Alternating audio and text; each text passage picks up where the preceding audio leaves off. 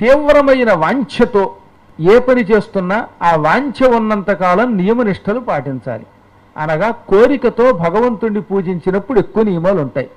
నాకు సంపద కావాలి అనుకుని ఎవరైనా లక్ష్మీదేవి మంత్రాన్ని అమ్మవారి సన్నిధిలో జపం చేశారనుకుందాం ఒక పూట.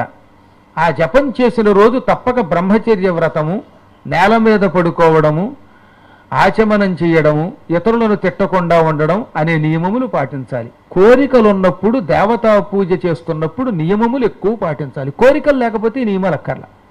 సహజంగా మానవులు కోరికలతో వ్రతాలు చేస్తారు గనక ఆ వ్రతం చేసినప్పుడైనా ఆ ఒక్క రోజైనా ఆ నియమం పాటించాలట చెప్పాడు సుస్పష్టంగా. వాటిలో ఏ ఏ వ్రతాలు చెప్పారు. లక్ష్మి కోసం లక్ష్మీదేవిని ఉపాసించువాడు ఆ రోజు బ్రహ్మచర్యం పాటించాలి.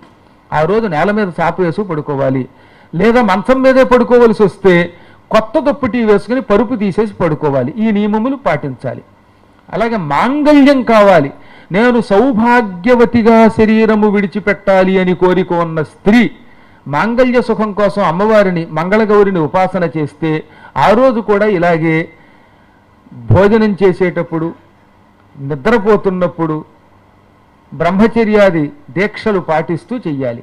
ఎన్ని ఎక్కువ నియమములు పాటిస్తే కోరికలు అంత బాగా తీరతాయి. కోరికలు ఉన్నప్పుడు గనక నియమములు పాటించకపోతే అటువంటి వాళ్ళకి ఈ వ్రతముల వల్ల ఫలితములు ఉండవు, సరిగదా అపఫలితములు ఉంటాయి. ఇవి చాలా జాగ్రత్తగా ఉండాలి. ఏ పరిస్థితుల్లోనూ కూడా